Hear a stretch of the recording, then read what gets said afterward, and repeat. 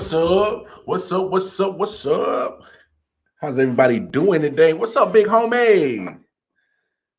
We got the big homie. You gotta unmute yourself, bro. Yeah, you gotta unmute yourself. Yeah, you hit it on the screen. Well, it's probably a good one. I mean, there you I, go. I muted myself when I ordered my dinner, and I turned the volume down on you when I was ordering the dinner because you were talking. So See that's what you get. That is what you get. this is why I should not smoke before the show. No more, Yeah, no more, no more, no more. leave the smoking to me. All right. No, man, it's a pleasure. Detroit Mel will be right back. He's having technical. Willie, fuck. Yeah, he's having technical difficulties. But it's been a minute since the whole I.O.W. crew been here together as a whole. Of course, the big homie Nick Shine's here. I am Wildcard Mark. Like I said, Detroit Mel will be back in just a second. But man, great weekend of sports. Let's get to all the nitty-gritty business out the way. Y'all know what the deal is. Y'all go over to the Facebook page. See it scrolling on the bottom of the screen. Go on over there. I.O.W. Sports Network. It's a public page. Gives everybody a chance to, drop some takes, say what they got to say about certain sports topics, spark a little debate. If you got product, like your own sports podcast, drop your content. We are big on networking. You'll probably end up doing a collaboration with somebody from I.O.W. Sports. As well, if you got a small business, drop your content. Let people know. Content. Yeah, I got content too. I'm about to roll that up in just a second, but no, you see it scrolling down on your screen. When you see the Cash App, which says $ I.O.W. Sports Network, that is specifically for if you want a I.O.W. Sports Network hat. Yes, we do have some merch. Send $30 to that Cash App, give us an address, and we will ship you out the exclusive I.O.W. Sports Network cap. It's black with our logo on it. It's pretty fresh. I don't have it right now. I know I'm over here trying to plug something I don't have in my hands. Just trust me. It's a nice cap. But also on that Facebook page, we do have the link to the rest of our merch. We got the Big Nick Shine sweatshirts and t-shirts, as well as I.O.W. Sports merch as well. You can always follow us on the Twitter. You see it scroll on the bottom of your screen. That's your address at I.O.W. Sports 1. You can always follow us on Instagram at I.O.W. Sports Network. And most importantly, please go on over to the YouTube page, I.O.W. Sports Network. That's where all of our content is at. You can find Moneyline with Nick Shine, a Wild Card Mari, Quick Wild Rant, a pop-up show, and every last episode from the I.O.W. Sports shows for Monday and Thursdays, day shows, and as well as the I.O.W. Sports Late Night Owl Edition shows. All right. Man, we got a lot to talk about, brother. I need a coffee. That was a long intro. No. Who needs the coffee is your Brooklyn Nets. They need to wake up. I don't do this very often. So if anyone wants to screen record, you can hit screen record on your phones and get this. If Steve Nash gets terminated, I consider this series a success for the Nets if they get swept. I was about to say, you sound happy about that, bro. I'm not. He's not a good coach. I don't get it. What's up, Matt? Guys that he rode the whole season. And let me say this too. This is the part that I wanted to screen record. Yeah. I will give Boston credit.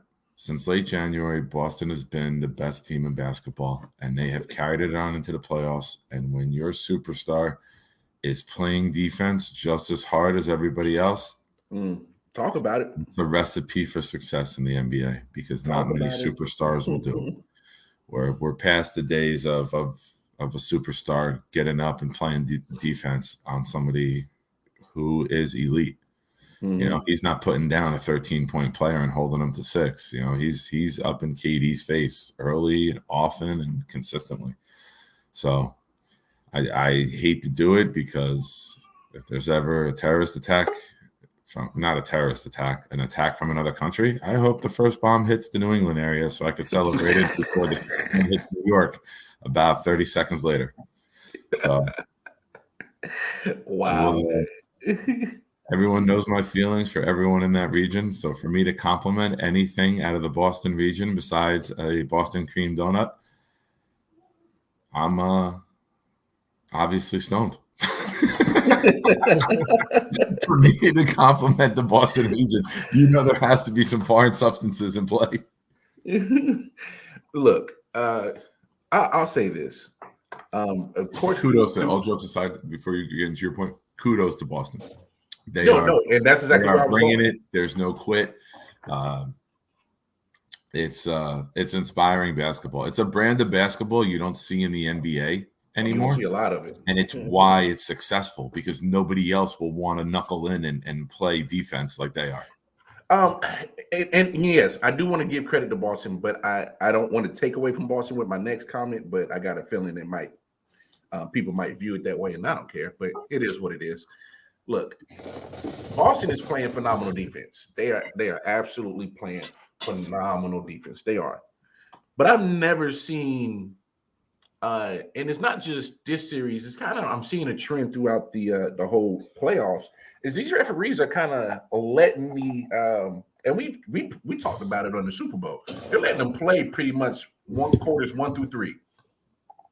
And then when we get to quarter 4, that's when you start seeing all of a sudden the whistles.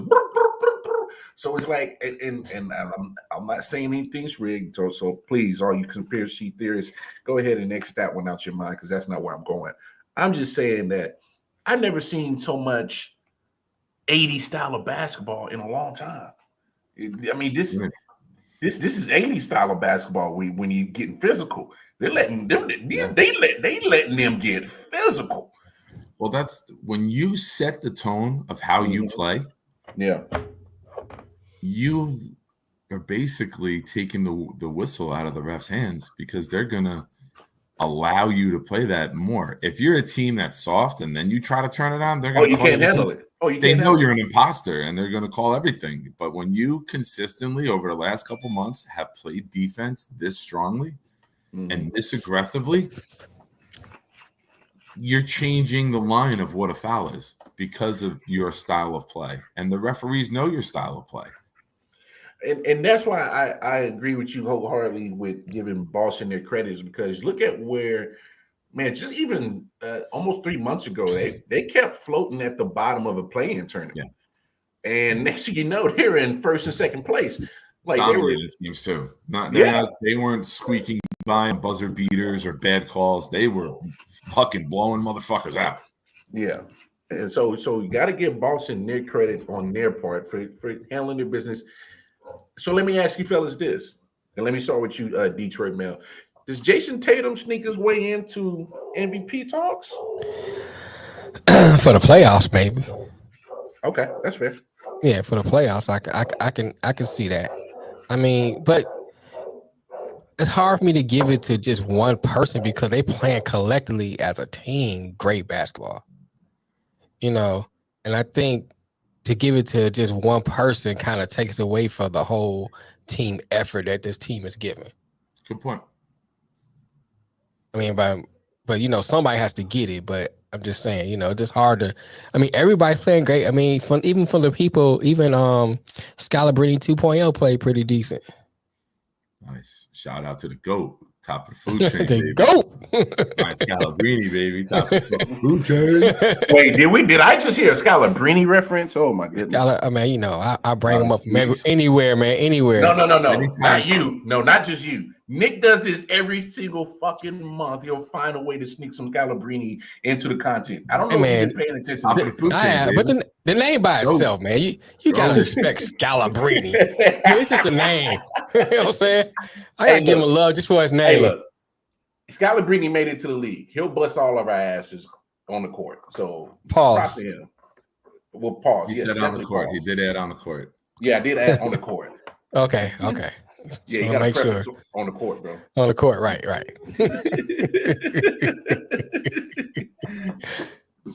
Nowhere else. On the court. That's it. Right. The court of love.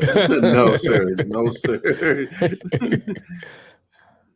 But I mean, yeah, man, I love the way they playing, bro. I mean, you got to give props to them. I mean, I'm like Nick. I can't give no props to nothing from Boston. but unfortunately, they are playing great basketball. I have to give credit where credit's due. I still hate Bird for stepping on the line. Boy, you still mad about Bird, dog? Look, man, I hold a grudge. ain't nothing good about a French lick except a French pussy. Getting lit. I can't. That's it. That's it. That's it. Ain't nothing good about French lick. So I mean, yeah. So the bigger question is, I mean, this is how I'm feeling. There's no way that there's a comeback. I don't see no comeback happening. No, but I said it when you try to tell me. I was like, they could get swept. I'm not ready to say that yet. I was like, okay. Hey, they don't seem to have an adjustment plan. They don't seem to have a desire to play D. They're not physical enough to get through the type of defense that's being played on them. There's Nick, they're not coming back. Nick, you as the Nets fan, come on, man. Tell these people what's the deal. Whose fault is this? There's so many faults. Break it all down. They don't make adjustments. Mm-hmm. They're just. I mean, Bruce Brown is scoring buckets at will because they're not guarding him. Yeah. Mm-hmm. Why can't you design a plan to get better shooters those shots? Because they're doubling Kyrie and Durant early and often. As soon as they get double, they quadruple. Guys that got to hit open shots, and this is where you really miss Joe Harris. This is that's a good point. Harris not being there. He would feast on this style because you rotate it a little bit, and he'll be at the top of the key or in the corner or the wing. Guy can shoot from everywhere. Right. So I think you're seeing, a lower end, but Joe Harris is, I consider, an assassin shooter. When he's on, he's not missing. True. So he just doesn't get the volume that other shooters get. But I don't know, man. I really. What's up, man? I think it's the no adjustments. I think it's the lack of Joe Harris. I think it's the lack of willing to play hard-nosed basketball. It's just, I think it's the perfect storm, and I think this was the worst possible match. Now, don't get me wrong. These two teams don't play each other here. This very well could be an Eastern Conference Finals game. It just so happens that I think we had the top two teams, and even though the Nets aren't playing great against Boston, I still think they beat every other team in the East. I just think this was the worst matchup for them coming in. Okay. I mean, wow. So, did somebody say something about Ben Simmons? I missed it because not even worth discussing. Anthony jumped in with the fuck Ben Simmons. Now we'll get there in a second because I'm going to read Mel. Shout out to Man Down Podcast Network, and Mel said it's nobody's fault. What's up, Mel? We can't look for a fall guy all the time. This is the LeBron fan playbook. Who can we blame? Well, I mean, I agree, and I'm not. I agree and I disagree. I agree and I disagree. It's my team. I'm agreeing because sometimes there's nobody to blame. Sometimes the other team is just fucking better, and you're seeing that.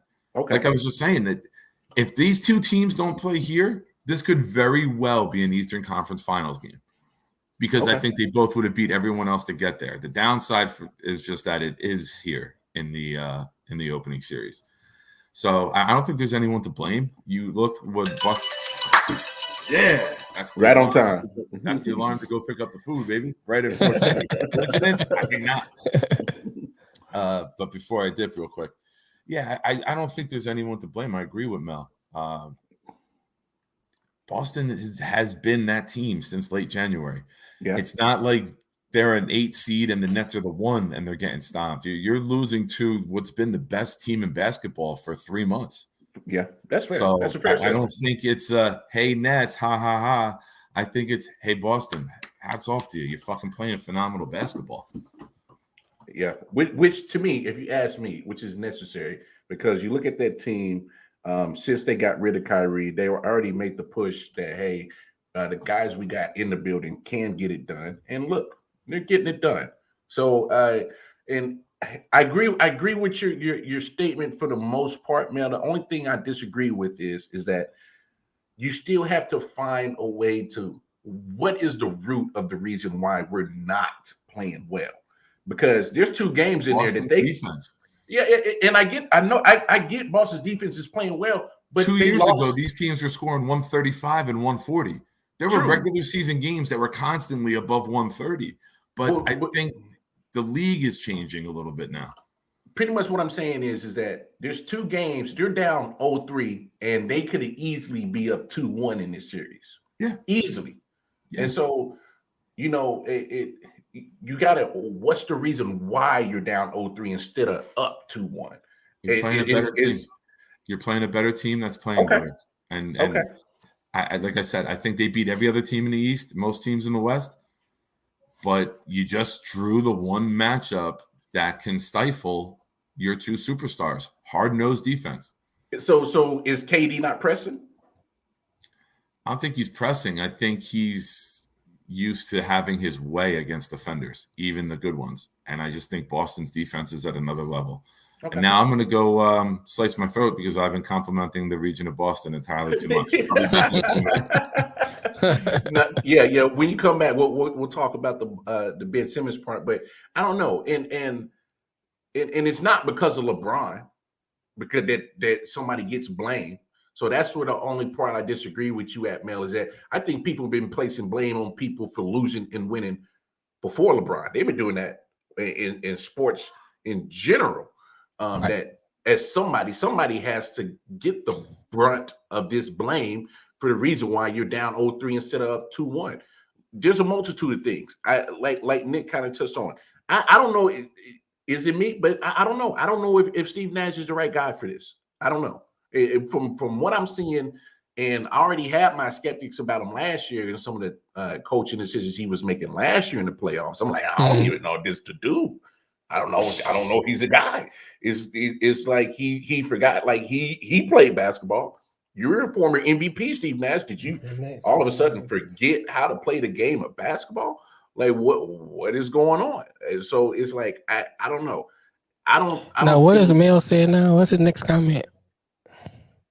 He goes, the truth is the Nets were never supposed to advance, and the reason is because Kyrie is public enemy number 1. I'll let Mel go off on this.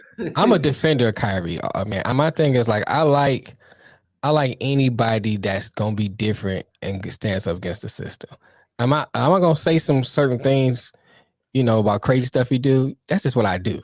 But I just like doing that for fun. But in general, I'm gonna stand up for anybody that's gonna be different and stands up against any system. That's just because that's how I am. Yeah. So what I'm saying? Yeah. You like bucking the system? No way. So I got love for him for that, So I'm not gonna even get on him about that. I guess, but more to what Mel was saying, I guess.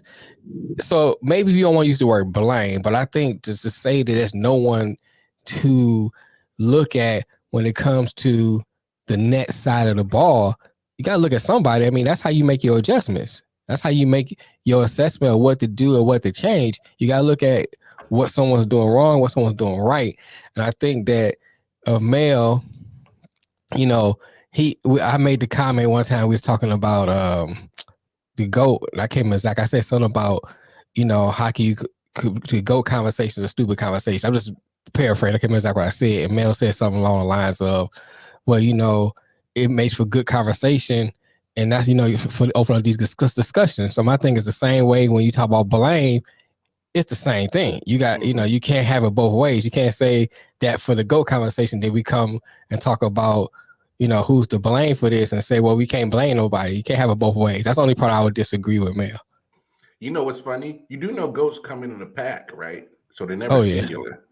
So therefore, we should always be able to have a multitude of GOATs, just so everybody remembers that. Anyway, they're pretty good. Curry too.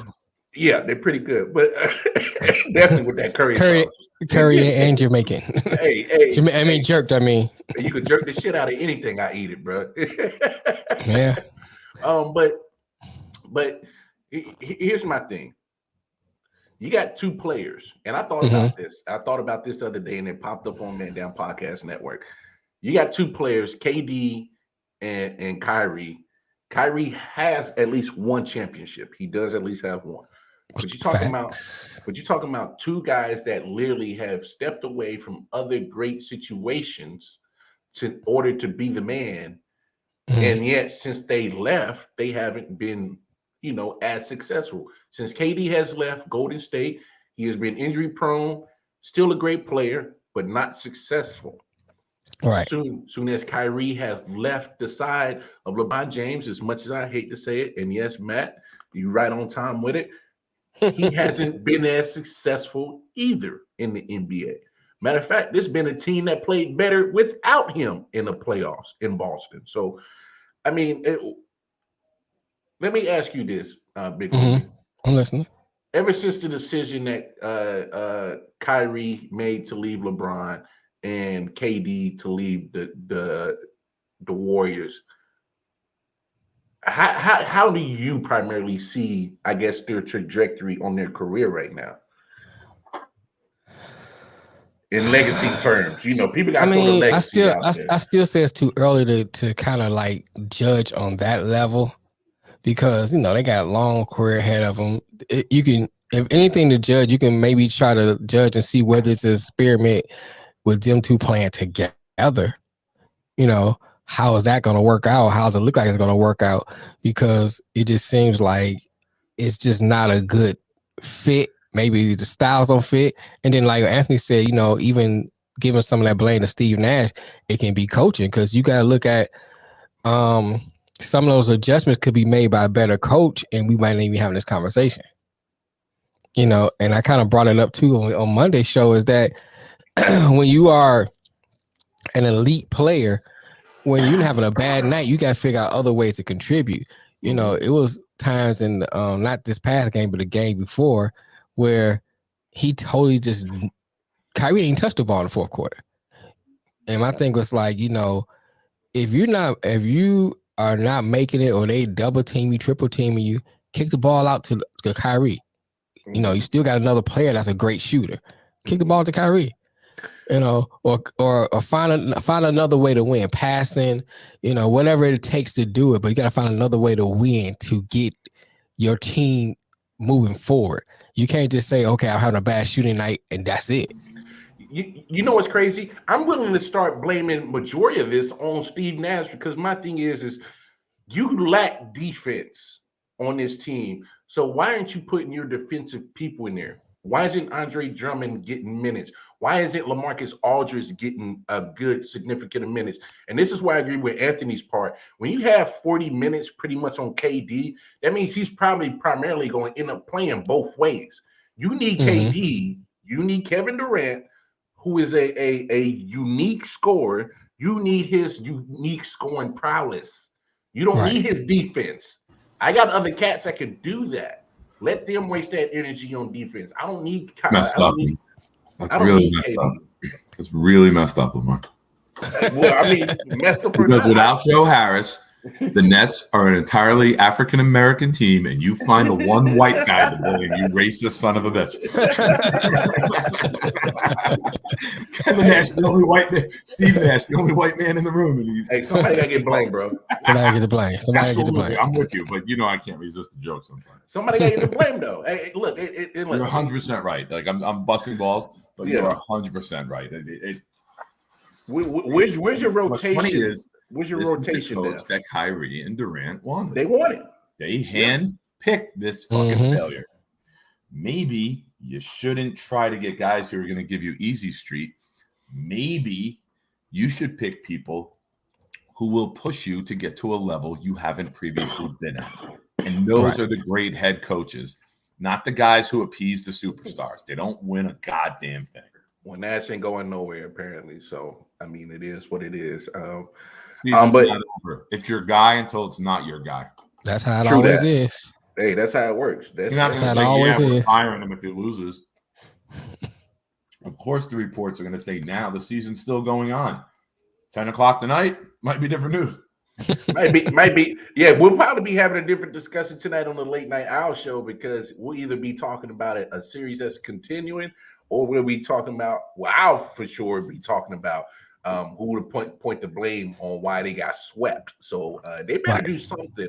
And I know Anthony came and dropped the bomb earlier, but damn it, with this dude in the middle of all of this, Ben Simmons, what to make of this guy, Mel? What the fuck is he in the middle of? No, I'm just saying, Mel, what do you make of this guy? Hasn't shown up not You got a 1 golden minute. microphone. Yeah, you got the Larry O'Brien right there talking to You got Larry O'Brien right in your mouth. Wouldn't be the first time. Oh no! Here's my thing, man. I'm gonna give you 2 points. One, my point is, as a player, if I was a player, I'm moving off of this guy. I don't care anymore. You know what I'm saying? By this time, I just don't care. We don't have him. Let's move on. We gotta do what we gotta do. As a fan or a basketball person who watches basketball, and you like, well, bruh, your back wasn't hurting for a while. Now all of a sudden we talking about you coming back on game 4. Oh, my back. I mean, I can't speak to anybody's pain or what anybody's feeling, but it just seems some of his excuses or some of his reasoning seem to be convenient at the right convenient time. And I defended him.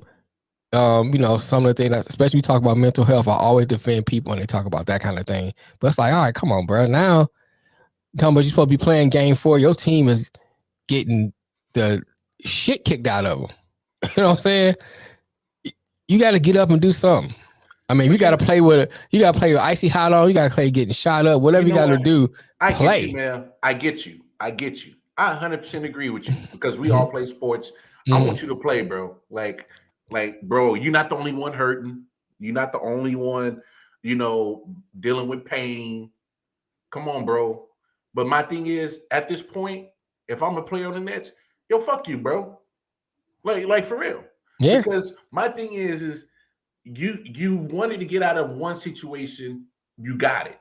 Now you're over here, and since you've been over here, you've been a fashion model, just like Anthony Davis. You've been spectating. Bro, you've been spectating. You got all your ice out. You're wearing all the fashion. You Paris Fashion Week on the sideline. And you're going through walkthroughs, you're doing some practicing here and there. So I'm thinking like, yo, you might be ready to go, but okay, it's playoff time now, and you still ain't on the court. Like, where's your commitment level? And I get it. He's hurt. His back is hurt. I get it. We've all dealt with back problems. But now you could probably speak to this, especially in the food industry. How many times have we showed up to work and we got to move with our back the hell toe up? Let me tell you something, man. I didn't play with broken fingers. I didn't play with sore backs. I drove myself to the hospital with a bullet in my leg. So I don't want to hear that. I don't want to hear that. For real. Man up and play. I am. Nick, you play sports. I'm pretty sure you played through many of injuries. You don't come off the type to me, the type that would, I can't, Never miss a game. That's what but this is what I'm saying. Never miss a game. I had 2 sprained ankles and I played a fucking game. Right. You just gotta play, bro. I mean, like I said, I try not to. If somebody's going through mental problems, I give you that. That's your ace in the hole. Bro. I'm just saying, because we talk. Wait, hold on. This is mental, but this ain't. It's not. It's right.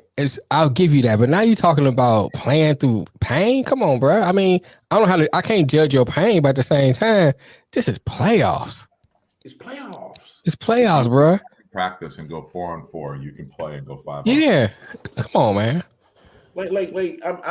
Is it me? But this is where this is sometimes where I get this.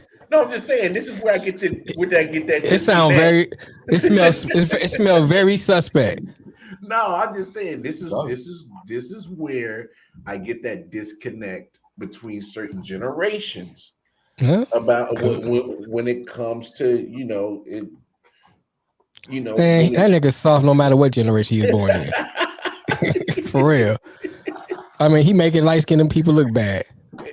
You know what I'm saying? They always saying light skinned people are soft. Now look at it. Am I allowed to laugh at this or no?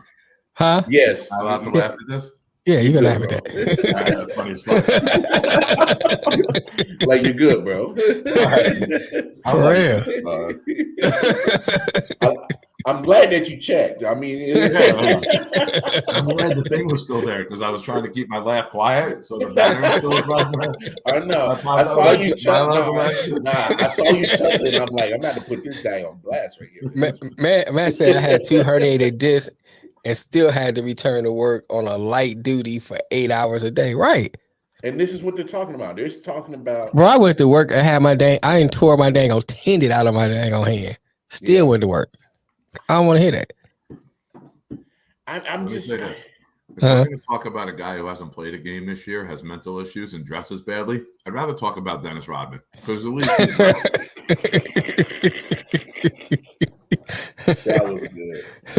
That was good. I give you that.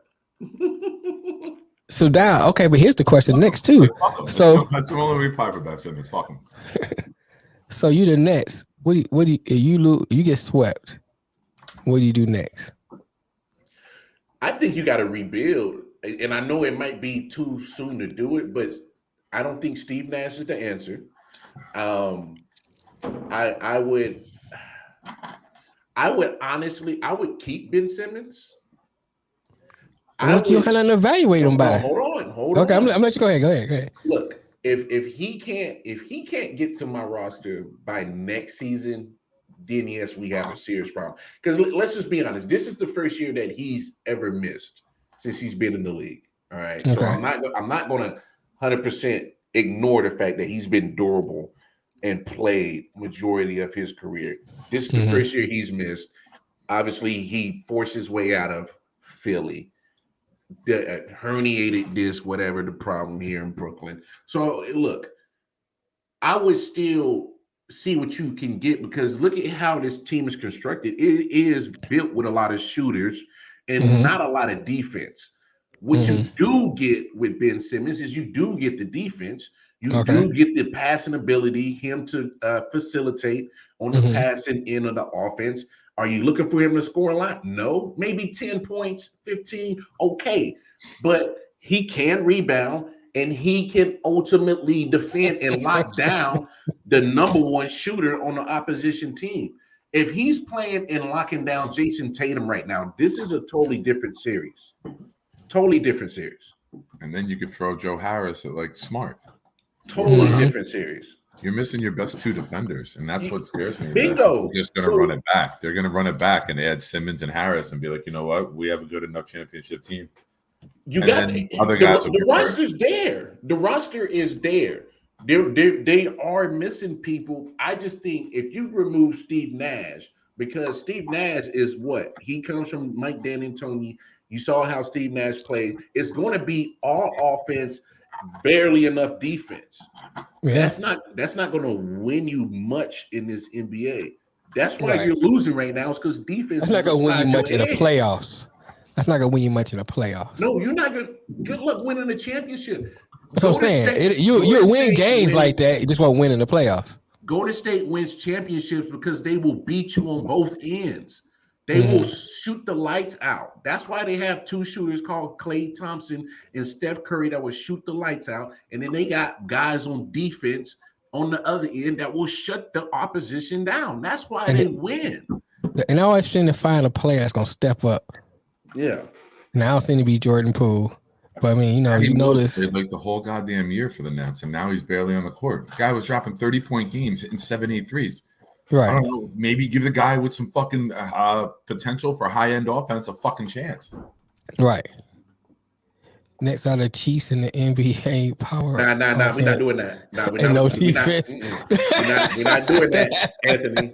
We are not doing that. Got to outscore everybody to win. We will not have Chiefs slanders. Yeah. We're going to allow it because I muted you, Mark, because we're going to allow our listeners to have their time here. Great comment. Great comment. I'll give you that, Anthony. That is a good comment. Good comment. There's 100% truth in that. No, for real. I am not a homer. I look real, recognize real. That is the Chiefs description. I will not disagree with that at all. Matt says you say they got the roster to win, but do they really? Matt, have you seen this? Your best 2 defenders in a series where defense would make a big difference. Yeah, I think so. Look. Here's the tie the knot on the whole Nets bow. Okay. We're gonna wrap it up on this one and kick it to another playoff series. All right. Here's the thing. This has been their problem since they've been with Steve Nash the last 2 years, and since they had the roster. They never had a full roster at 100% at no point in the time in the season with all their assets playing together healthy at not one point last year and this year. So as much as we want to crap on the Nets, that's the truth. It when you're missing Kevin Durant, James Harden, Kyrie Irving at certain points of the time in the season, that changes things because those are players that are pretty much in a small group of players in the NBA that are game-changing players on the franchise. And so when you don't have them available, that changes things. You still have great things, but you're not as great as you could possibly be when you're not 100%. And that's a fact. Curry should be coming off the bench. About that. Curry can't play defense. It's in the family blood. We just want to shoot. That's it. Steph Curry's been doing just fine coming off the bench anyway. That's what I'm saying. Right. But if you have Joe Harris healthy and you have Ben Simmons healthy, now you have a more formidable starting lineup because you're going Kyrie, Joe, Ben, Durant, and Drummond. 3 of those players are fantastic defenders. Kyrie's a good on-the-ball defender. You can put Ben Simmons on Jason Tatum, which would make a very big difference. It makes a huge difference. Yeah. You don't think Durant might be tiring out because he's got to cover the superstar and then try to be the superstar? Maybe that's why his shots are off and they're not falling too. There's many reasons. And if you don't think that Ben Simmons defensively and Joe Harris defensively move the needle in the series, you could suck this goddamn noodle off. Sucking on a noodle. Oh, come on, Matt. Matt, don't do that. I know you're a Knicks fan, and I know you've been very disappointed with anything. That's 100% right, Nick. And so you've been disappointed with a lot of Knicks stuff. So I get it. I get it, Matt. But we're not going to. He said, "Ben, using all that PTO." That's a very great comment. You get that paid time off. Well, no, he said no. He still. Ben Simmons is the Cablevision version of me. And I would have my PTO used by like Easter, man. I would be like, "Oh God damn, now I gotta go the rest of the year." Hey, but he's still fighting that grievance to get that $20 million from the Sixers. I don't know if you get it. I don't know if you get it. I mean, it depends because he's going to have to need some kind of documentation of his mental health. You know what I'm saying? Look at this motherfucker's wardrobe. That's all the reason you need to know. No, because I'm saying in order for him to win this grievance, and he claimed it was mental issues. So he's going to have to need some documentation. He's going to need like some kind of signatures or documents from like therapists or some kind of evaluation or something. Evaluation. Mm-hmm. He's going to need something to prove if he wants to get that $20 million. Other than that, he set out just to sit out, and I guess just come up with that wardrobe. Stevie Wonder and Ben Simmons, the only 2 motherfuckers I know that continuously wear sunglasses indoors. No, it's a star thing. I don't Ben know. Just show everything. Everybody to get paid without playing basketball. Get your big contract and then go batshit crazy. I mean, look, it is what it is, and I don't know. I think, but to other series, I think the Nuggets winning last night, they're just prolonging the inevitable. Right. Yeah. I mean, if you looked at that game, you can tell by the way that game was played. It was just that night. Yeah. I mean, they wasn't missing many shots, and you had nights like that. That's it's your night. So I'm not really expecting that to be the tone of the rest of the series. But it was when I was watching, I was like, "Oh, it's their night. They about to win this game." Yeah. So I'm not worried about it. They had the juice that night. I mean, yeah, it happens. I mean, they NBA player, they professional. It's gonna happen, And you're at home, and you at the house, right? I mean, and they're not a garbage team. No, look, the Nuggets aren't bad. They're just in a That's what I'm saying. terrible matchup right now. I mean, Right.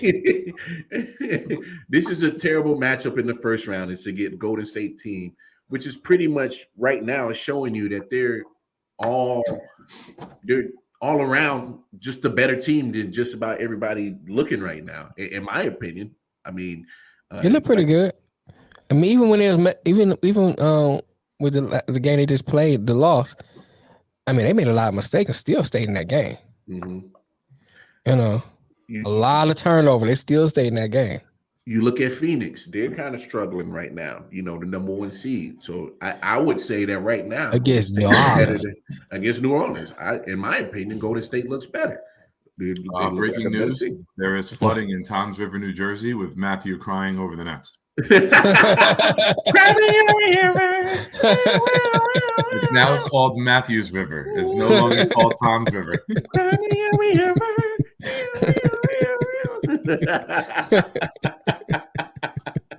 Now the playoffs. You guys are dancing outside of the Garden after winning Game 1 this year. Calm down. Don't believe the hype. You believed you were an NBA team. You believed you were a playoff team. You believed you were a 500 team. Stop it! Don't make me start taking my angst out on the Knicks fan base. that's what I tried to talk to him just a second ago. Bunch of rich ass, stupid white kids from Long Island dancing out in front of the Garden after winning 1 game in a fucking 7-game series. To make the finals. Yes, they picked them to make the finals when they still had Harden, and we're supposed to have Harden, Irving, and Durant. Obviously, things changed throughout the season. Hey, this is why you play. This is why you play ball. This is why things. All that preseason, prediction shit is just prediction shit. Yeah. Nobody picked Boston to go to the finals because they weren't playing like that last year or until late January. That's why nobody picked Boston to win the East in the preseason shit. The Nets had the best roster. Some shit happened with Kyrie with stupid politics, which we've well documented over the last couple months. And then Harden pulled his shit to get out of town. So the preseason predictions, this isn't the same team. Yeah. You make a trade for a superstar, you expect the superstar to fucking play eventually. First, we heard earlier. The Knicks had the same amount of playoff wins this year than the Knicks.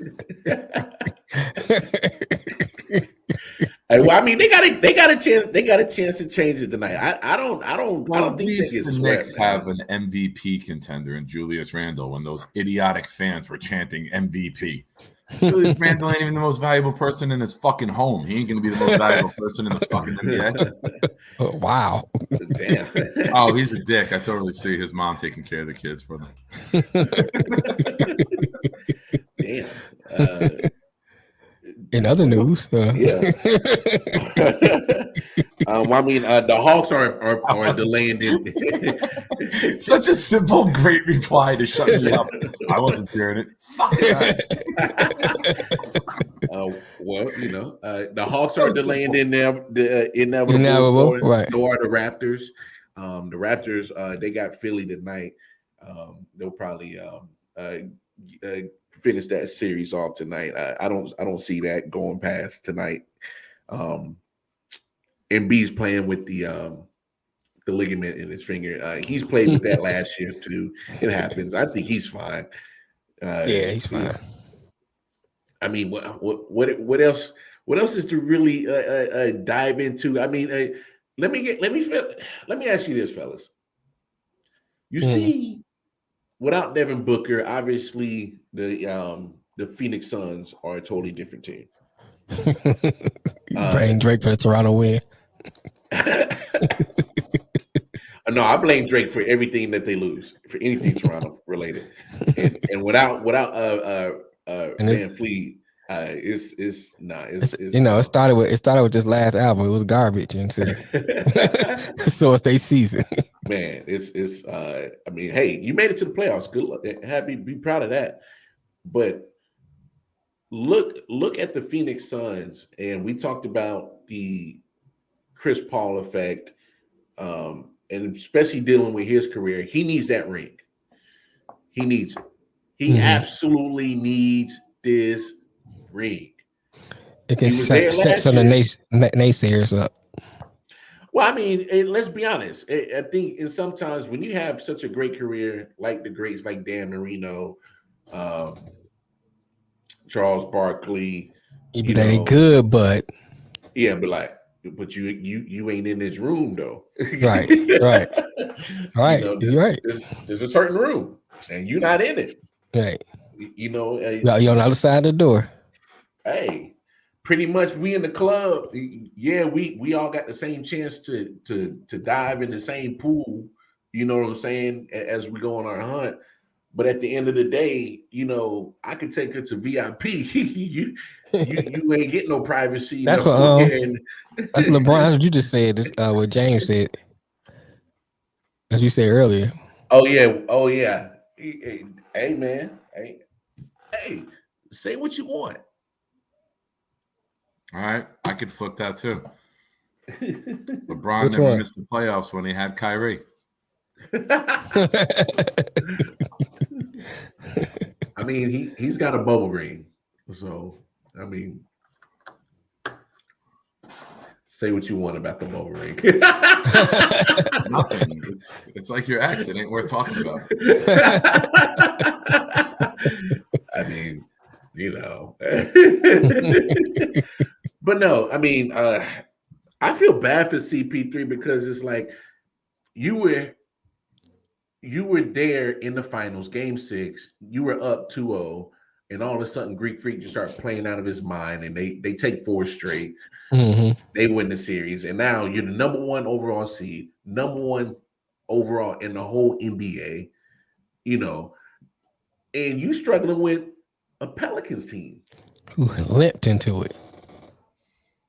Like drag their little left foot into the playing tournament, Right. and then you know you're not supposed to be hanging with the number 1 overall seed. What's going on with the Suns, man? Brandon Ingram. Yeah, he.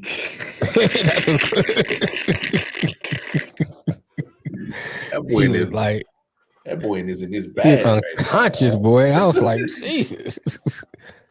Yeah, man. I mean, look, I think the Suns winners. I don't think New Orleans is gonna pull it off, but it makes for an interesting series. I mean, because I thought it was gonna be like 4 and done. They're gonna be at the crib chilling, waiting on the next opponent. I thought it was headed that way too. You know, but shoot, I guess New Orleans say we got something to say about that. And you have to me, the Suns, Ingram and McCollum. Yeah, you're right. Here's my thing about this. Yo, Valanciunas. Yeah. Mm-hmm. But here's my thing about this series too, man. When you are touted to be the number 1 overall seed, and you go against New Orleans, you're supposed to be able to beat New Orleans without Booker. Booker should be the icing on the cake. You should be able to go in and beat them without Booker. It shouldn't be, well, you know, if you lose a series because we ain't have Book. No, that's BS. Yeah. You know, you're the number 1 overall seed. You should be beating New Orleans. No disrespect, but you should be beating New Orleans. You know what I'm saying? You number 1 without Book. Book shouldn't even be a factor. He should be able to chill. And you better save it for the next series. You know. So my thing is like this shows some chink in the armor. And some things they're gonna have to adjust if they get out this series. They're gonna have to get a score. Gotta do something, man. But Cameron Johnson, he's 3-point shooting not too bad, but when he's on, but he's been getting into foul trouble. DeAndre Ayton I love the matchup with him. I saw that too, Matt. We're picking the Suns to win this. Yeah, a lot of analysts were saying that. I mean, I don't think it's still not impossible. Obviously, the series is tied 2-2. Yeah. But my thing is, well, now you got to go to 6. So I mean, that's inevitable. So now you're putting more time onto with the roster that you got. And so, but it kind of helps at the same time. You get the rest for Book. So to me, if you go to 6, let Book rest, and because you're talking about what a hammy, that's what he had. Now you don't want to play with the hammy. You don't want to mess it up again. Then he out for the rest of the time y'all in the playoffs. I mean, hamstring. You just got to sit and wait. You don't want to. You just got to wait. Yeah, that's it. You go in there and start trying to do too much, and that joint, you start acting funny again, and you don't want that joint to pop. So you're gonna have to figure this out. So I mean, DeAndre Ayton, and I do love the pick and roll game because that's what he does so well. CP3 does with the big man. So with him, with DeAndre Ayton and JaVale McGee, I think they should put them both on the floor at the same time and go old school Lob City and just set the tone and start, be like, look, the paint is ours on the offensive side, and start opening up your shooters, because eventually that opposing team is going to be like, yo, we ain't going to sit here getting killed on the high pick and roll and just getting yoked on Lob City again. That's right. That's CP3's bread and butter. I would be utilizing that to like the umpteenth degree and put both DeAndre Ayton and JaVale McGee and make them stop it on the floor and make them stop it. Make it stop it. That's what I would do. Just make them stop it.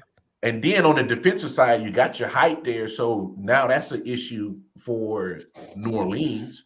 You know what I'm saying?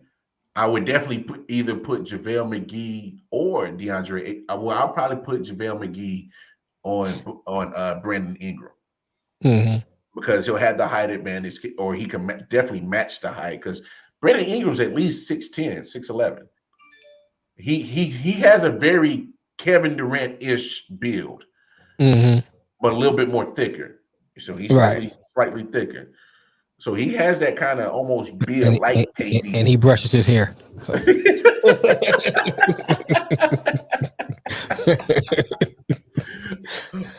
Well, I mean, he threw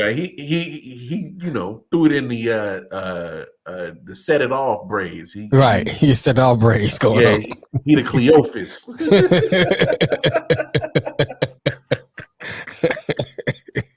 So I mean, so that.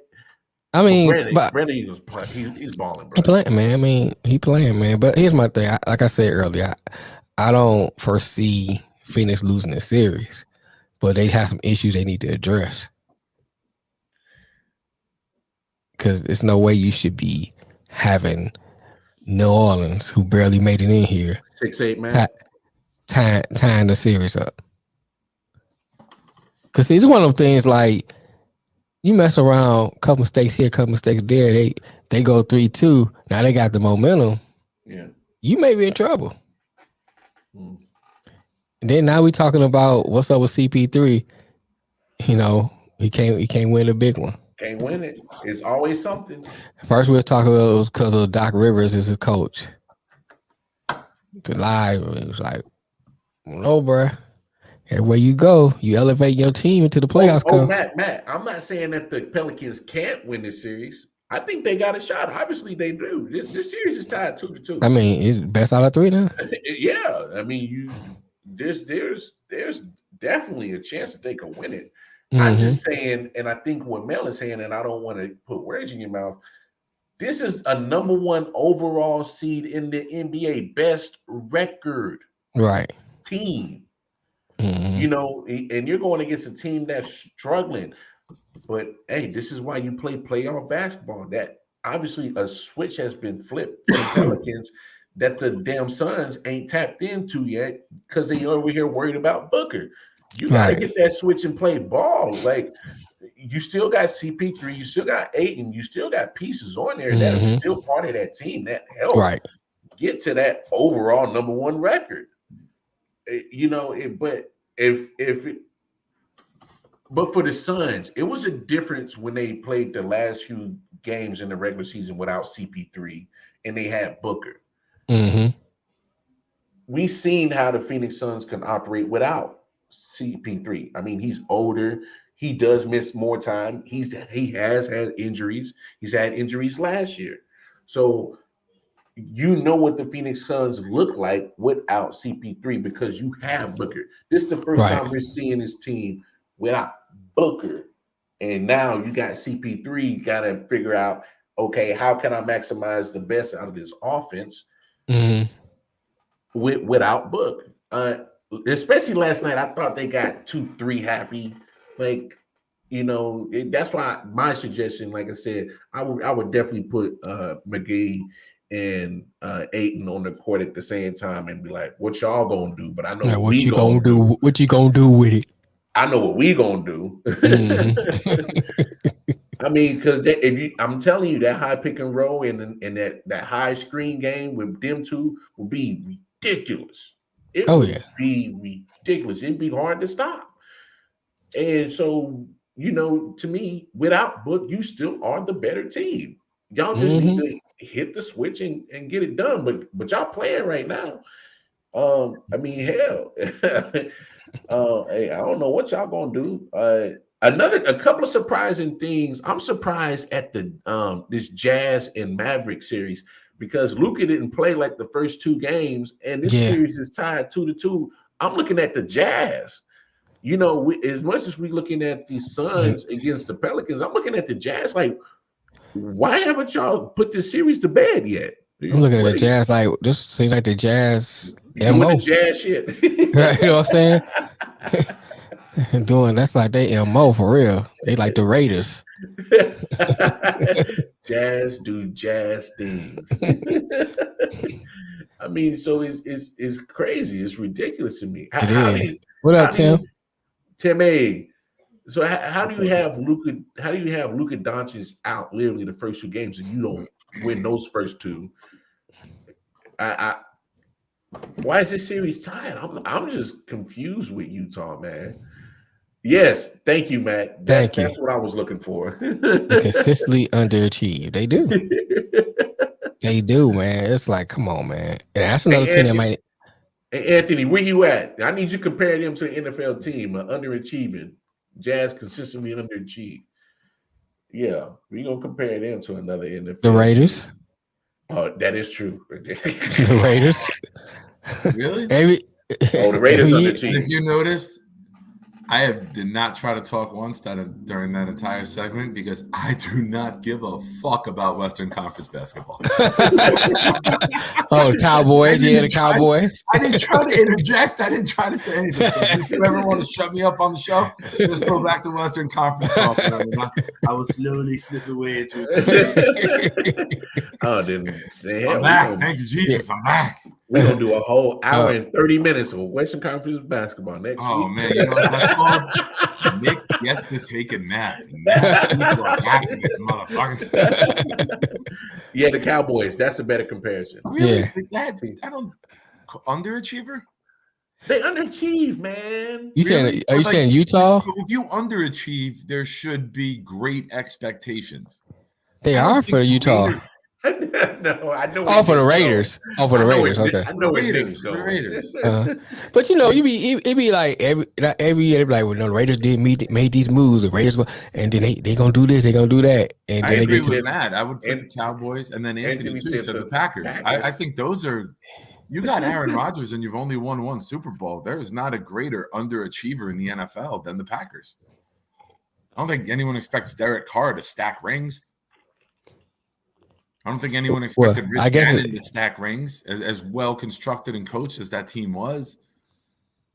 Like Cowboys have, it's more their fucking fans, so we got to take that with a grain of salt, right? But I mean, they've had some high expectations when they had Romo, and now they think Dak can win a Super Bowl.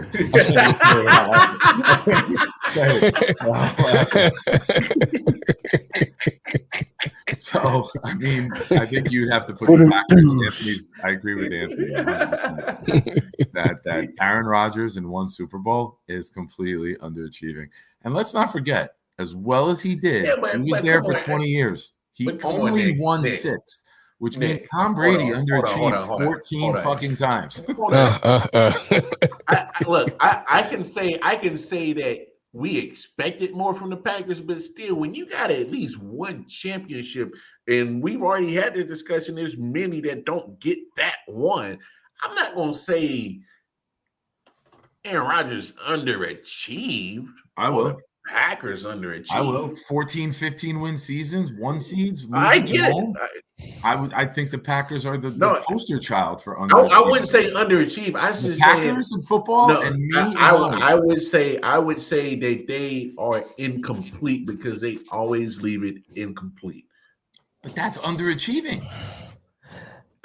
Underachieving is the Cowboys by a long shot. Well, they the poster child. They are the poster child. They are the Webster Dictionary of underachieving. They just got a big old star under underachievement in the dictionary. I would give them their own poster. They are the poster child of overhyping. That too. Because that's the same shit. Overhype is equal to underachieving. But I want the Packers on the underachieving and the Cowboys on the But here's my thing with Cowboys. You're talking about literally my postseason vote.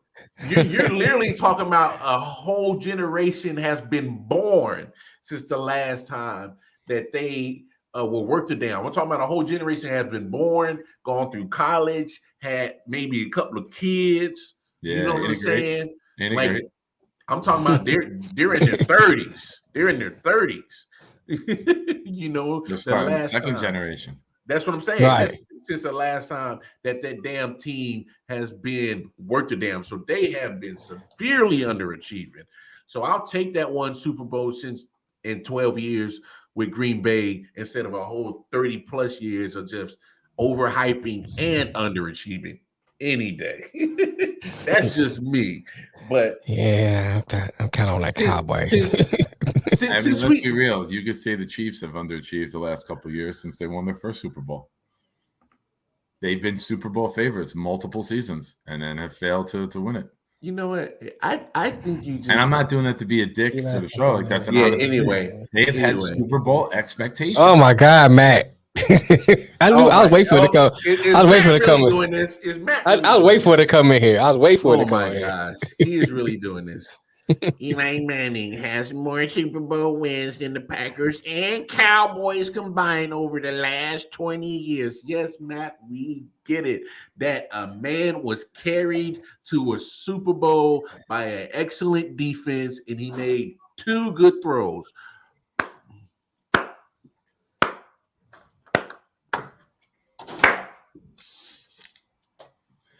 I love when the show gets bitter.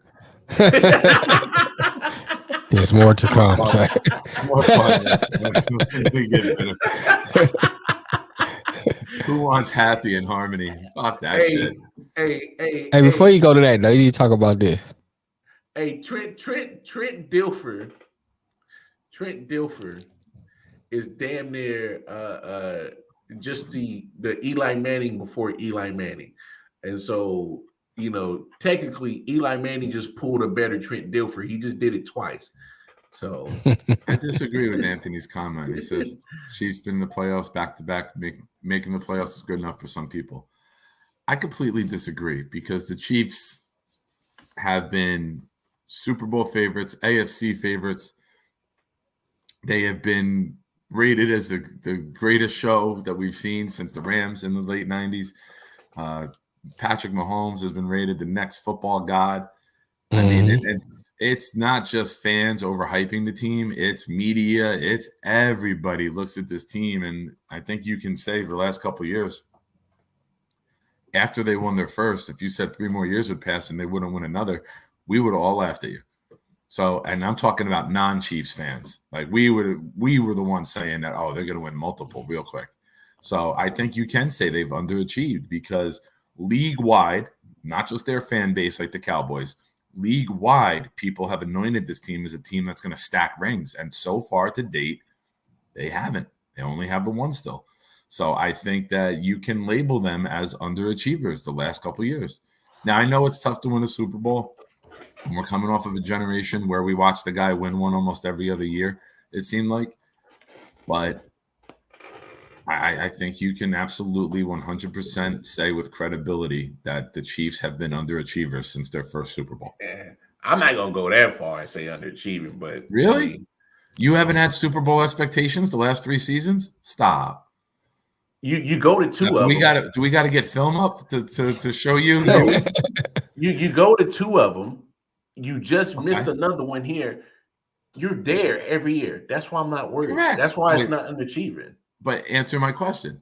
If we would have told you after you won that one Super Bowl that you would win no more the next 3 years, you would have straight up laughed in everyone's face and said, yeah, okay, look at how we're constructed. And you would have been credible and 100% accurate doing it, breaking down the coaching staff, the talent, the quarterback, the offense, the weapons. You're talking about 3 years, bro. You acting like this is a 10-year span. This is 3 years. All we have so far. Next year, we'll add another year to it.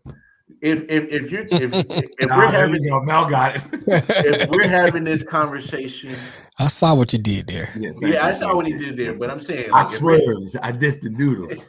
If we're having this conversation in maybe another 3-4 more years, then and if they haven't won one, you look very credible. But not right now. It's 3 years, Nick. And that's exactly what Cowboy said in 1999. You sound like a Cowboy fan. You just I don't sound like a Cowboy fan. You gotta understand. Like you acting like Cowboys fans were saying this in 1999. It's only been 3 years. We're gonna rebuild. But I'm saying you're acting like this is a team that hasn't been to 2 out of 3 years in the Super Bowl. Yeah, I mean, I'm acting like I'm stoned and having fun with you for once instead of you doing it with me. Don't like it, do you? You're acting like this is a team that has no shot of actually being there every year. They do. So I mean, I'm not worried about it. Like I said, if we're talking about this is the Cowboys when they ain't seen shit in 30 plus years.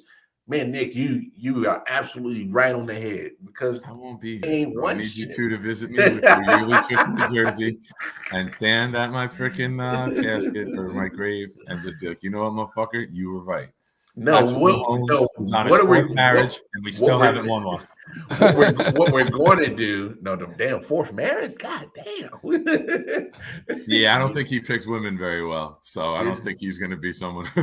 Unless he's just shit scared of her. Now, what it is one of them Kansas City women they're gonna throw something at him, and I'm telling you, there's some beautiful women in Kansas City. They're gonna throw something at him.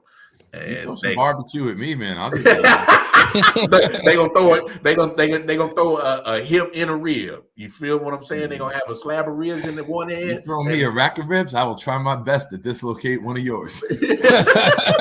Bingo, and that's exactly what the same predicament that Patrick Mahomes is going to be in.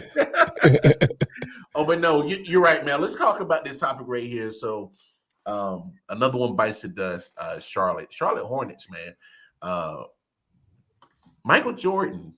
I mean, I've had this conversation with a couple of fellas. What's the deal? So you're great on the court, but when it comes to the transition of being in the front office, he hasn't really had the Hornets in a good direction. Finally got a good direction going with LaMelo Ball, Mikal Bridges. They acquired Montrezl Harrell this year. They keep making the play-in tournament and getting bumped out in the first play-in tournament game 2 years in a row. So now they fired James Borrego. I think that's his name, if I say that right. Close enough. Yeah, I don't know. But no. So what do you guys make of Charlotte Hornets just not really being so successful under the guidance of MJ? I mean, everybody can't make that transition from everybody assumed that if you're a great player, then you're gonna be a great everything else when it comes to that particular sport. It just doesn't happen all the time like that. I mean, look at Isaiah, what he did to the Knicks. It just doesn't automatically transfer like that. And so what Mike needs to realize, either A, I need to just be owner in name only and then put other great people around me. That means as far as advising me, because, you don't just, you say, okay, such as a good coach, but you need somebody to advise you and say, hey, don't pick such and such as a coach. You know what I'm saying? So you need to put all those pieces around him and just sit back and learn. Sometimes you just need to learn. Yeah. What they say, MJ needs to fire him. So I heard that one before too. find everybody but the right person. And and learn how to GM. Get good people that you know that's known for being good GMs, good owners, and get all that stuff around you, and learn how to be a great owner, a great GM. You know what I'm saying? That's what he needs to do. Yeah, I'm a big fan of MJ, and I hate to try to. I'm not bashing him for his ownership skills, but I think you're right, man. You got to find the right people to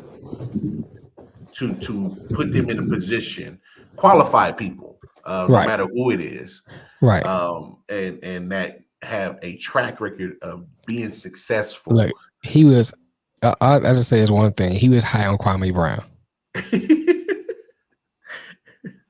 He was tough on Kwame too.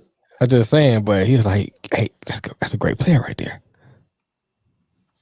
I honestly, and this is sidebar. I think Kwame Brown could have been a good player.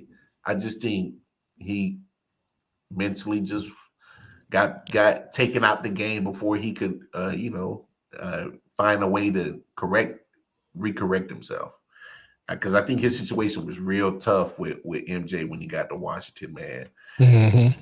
I just think he was in a real tough spot, and a lot of expectations, a lot of weight, and a lot of money thrown at you at the same time at that age, coming out of high school, and some succeed, some don't. I honestly wouldn't say. Well, I mean, he ended up overall being in the league for 12 plus years, so I wouldn't say like it ended well. It's just that when you're number one overall, you're expected to be in the conversation of people like Michael Jordan, Kobe Bryant, and shit like that. So, it is what it is. Only thing MJ is good is at selling the Disney vault for his shoes. Hey man, I'm telling you, you tap into Disney money, bro. You in there, bro. You got people better realize Disney is the entertainment mega house. Florida right now don't realize that. Well, I'm just saying, Disney. I'm just saying, Florida took away all their power. Disney was a self-governing entity down there in Florida, and then now they beefing, so Florida took that power away from them. Awesome, right? Hey man, if I was Disney, I'd move up out of Florida. Hey, that's what I was about to say. Watch it move somewhere else. I'd be Disney Cuba. 25,000 acre park. Yeah, but you got to realize how much you have money to move Disney the park. brings on Florida. I just leave it sitting there. Yeah, I have all that space. Just leave it sitting there. And we out. We out. What you gonna do with it? You know what I'm saying? Disney gonna do like they do the landlord. I hate Disney. It's highway robbery, it's organized crime. Fuck them. I love that their stock values dropped $41 billion in the last couple of weeks. That's because they doing that child trafficking. That's why. Hey, but they own entertainment capital, bro. I mean, but I'll tell you. Let me say one thing I say about Disney. I'll say this: they have marketing down pat. I went on a Disney cruise, man. Best cruise I've ever been on. When it comes to like taking care of customers, they treat their employees like crap. But when it comes to taking care of the customers, they take care of you, man. I had to give them that. Where the money coming from? It ain't coming from employees. I mean, that's how the money comes from most places. But look how some of these places treat customers. I got you. You know what I'm saying? But Disney has that down pat. I mean, you can say what you want about Disney and its brand, but I've been to several Disney events, Disney parks. Mm-hmm. And I have no complaints about how they treat customers. Yeah, because they want your money. Yeah, I mean, it costs you a pretty penny. Don't get me wrong. Yeah, but that Disney experience, man, it's nothing like it. Yeah, same thing when I went to Sandals. It's in Jamaica, bro. Mm-hmm. They want you paying like grand, so like they it's not like that experience, man. That's I tell a lot of people, you can say what you want about Disney, and they probably evil empire. What I say? What do you say? Wow, no. Easy place on earth to child traffic all. Yeah, you right though. That's true though. That's why they're so successful at it. I wouldn't be surprised, bro. No, it's true. I ain't even It's gonna true. cap, dog. You ain't hear that? The employees was busted for doing child trafficking. I ain't never No, took because my Disney kid paid to for the Disney, story to bro. go away.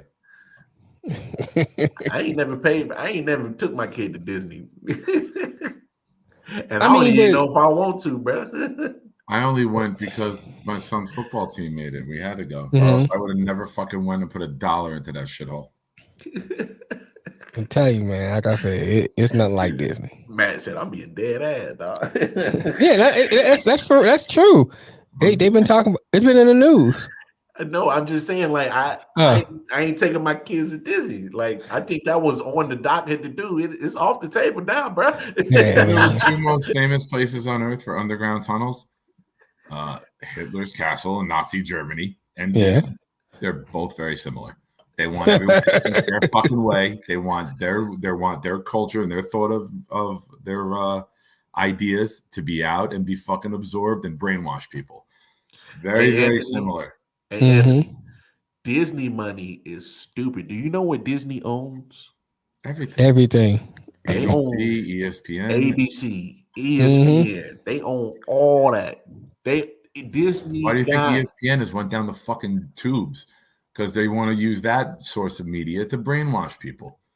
That's why nobody takes ESPN analysts fucking credible. I haven't watched that channel for anything besides a game in going on 10 years. And Anthony, think about all the box hit movies that had like broken the bank in Hollywood. Disney got all of them. Mm-hmm. Disney got the loot, man. Avatar, all the Marvel is under Disney. Disney's money is stupid long. So that Amazon partnership with the NFL ain't touching Disney. Because Disney but they're gonna play it on Disney Channel. Man, bro, they didn't have the Disney Channel for years. And I'm saying, no, what I'm saying is they had a partnership with Amazon, but where they gonna play that? They're gonna play it on Disney, one of the Disney channels. Football gonna be aired on one of their channels. That's what I'm saying. So they still getting a piece of the pie. Yeah, because I think that's like some kind of partnership deal with Amazon or some shit like that. Mm-hmm. Yeah, and Matt, right? Even their old school movies still making money because they start transitioning them to DVDs and streaming them and all. Well, now you got the streaming service, and I got kids, so unfortunately, I still be streaming the Apple Dumpling Game. I gotta have the Disney, but I mean, just saying.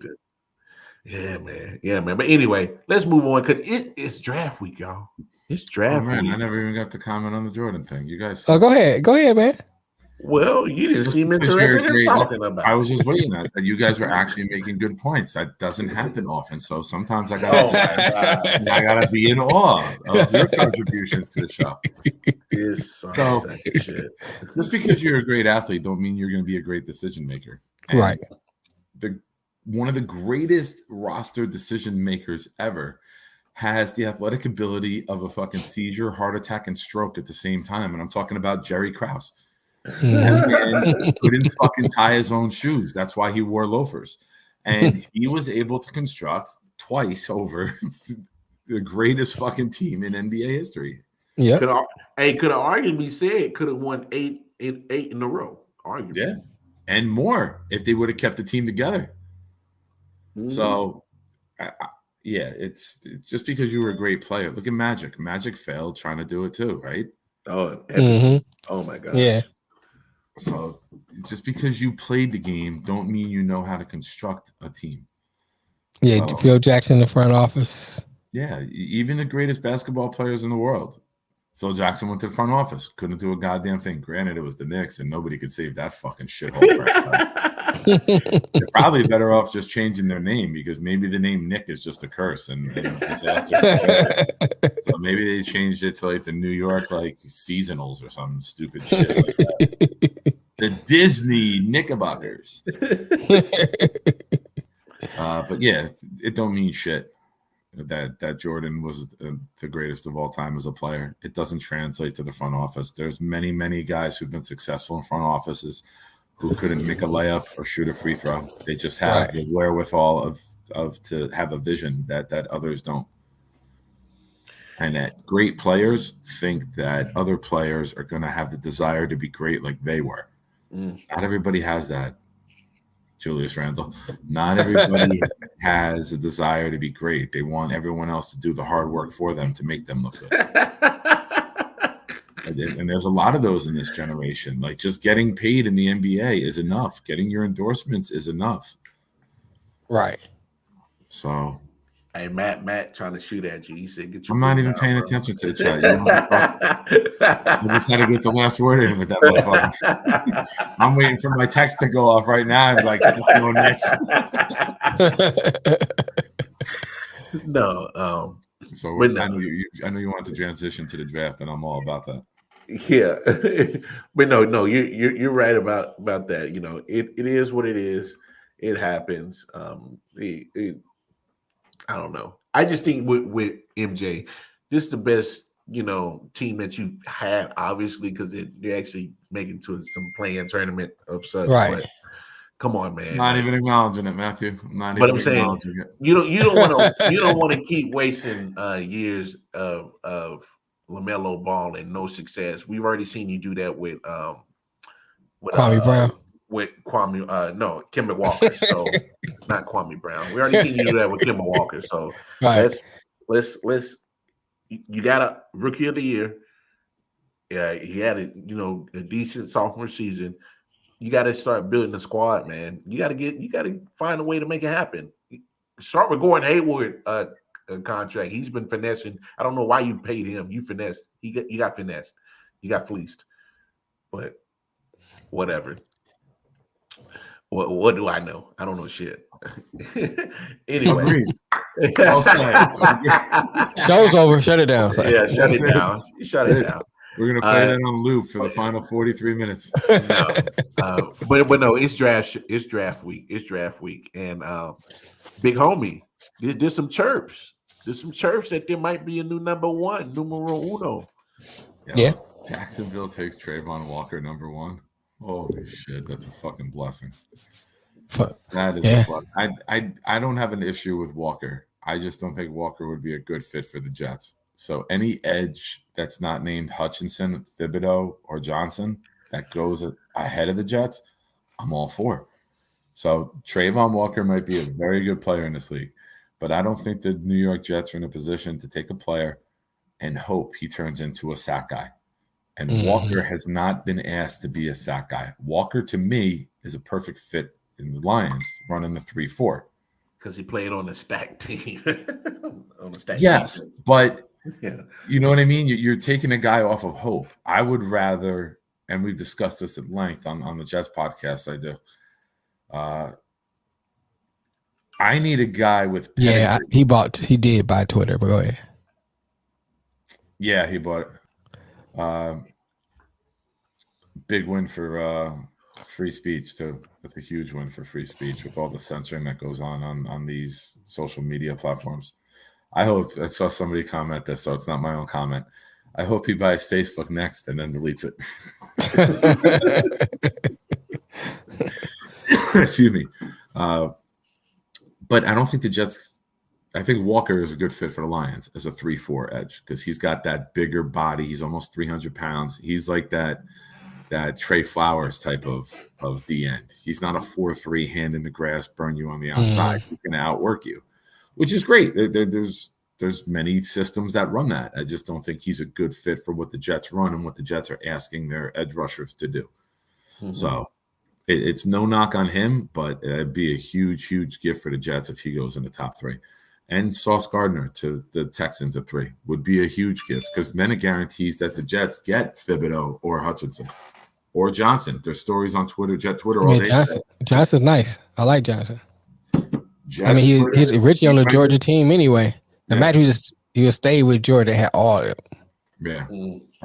The Jets beat writers are all saying today that they could see Jermaine Johnson being the pick over Thibodeau at 4. I mean, Thibodeau, a lot of his value is dropping, because of the weight. I think it's here's the thing, man. It could be, but he's not doing anything to help it either. Yeah, but he'll still be top 5. Somebody take a chance. Somebody take a chance. But I like the kid. I have no issue with the Jets taking him. I love his speed off the edge. You can't teach that first step. You can't right. teach that explosion. You can teach technique. You can teach other ways.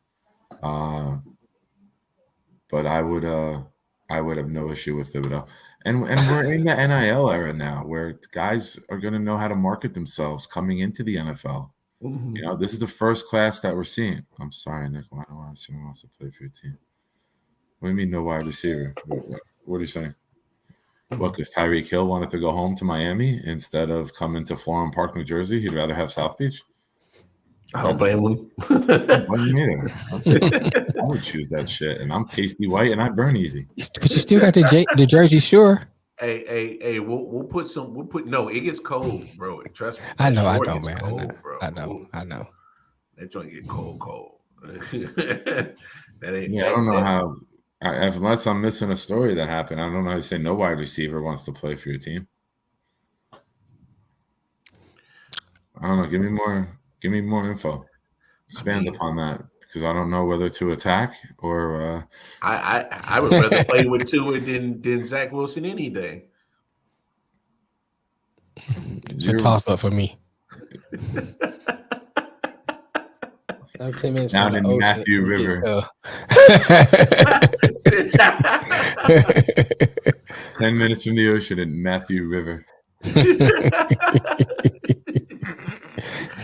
But yeah, I mean, I'm okay with Jermaine. I'm okay with Thibodeau. I'm definitely okay with Hutchinson if somehow it plays out. But see, my thing with Trayvon Walker as far as the Lions, I think that the Lions already have a player like him. Maybe not skill. I mean, not level wise. I'm saying style wise. I think they need more of a. I don't think rusher. you guys pick him. I don't think you pick him. I'm just saying with your 3-4 scheme. Okay. That's a good fit there. I don't think it's a good fit in Jacksonville. I don't think it's a good fit in New York. I just don't think that what Trayvon Walker's skill set brings fits a 4-3 team. Here's my theory on this. You look at Jacksonville, and they've always pandered to the people in that area. And so the University of Georgia, University of Florida are big in that area. And obviously him being a Georgia Bulldog, just being a national championship, he's a big piece of that. They're pandering to try to get ticket sales instead marketing instead of getting the best possible. That's very Jacksonville-ish. That's very Jacksonville-ish. I mean, hello, we just had the circus of damn Urban Meyer down there. Come on, let's be honest with what franchise we're talking about, right? Here. So, even when the reports came out that Jacksonville was looking at Trayvon Walker, I'm like, I'm not surprised by that. That's very Shad Khan-ish of him to do. It's very Shad Khan-ish of him. Oh yeah. So, I mean. What does he care? He's a billionaire, and not just from football, from other sports entities that he owns. And he's a billionaire from other avenues. He ain't taking this shit serious. This is play money for him. Right. That ever since he bought the team, it ain't been successful. They had that one run in 2017 and then blew it up the next year. That team is no longer there. The people that was part of that 2017 is no longer there. They've been gone. Matter of fact, they've been gone. They've been gone for years. So facts. This is very Jacksonville-ish, like you said. So I'm not surprised if this is coming out. But let me ask you this, since you are our Mel Kiper. Hold on, real quick before you get into the question. I got to slay a motherfucker.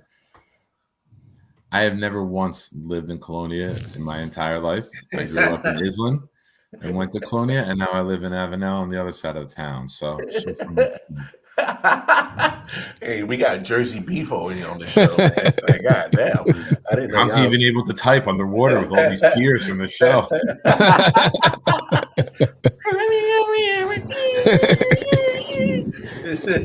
The glaciers are melting. Wrong. That's commenting on I.O.W. He's crying.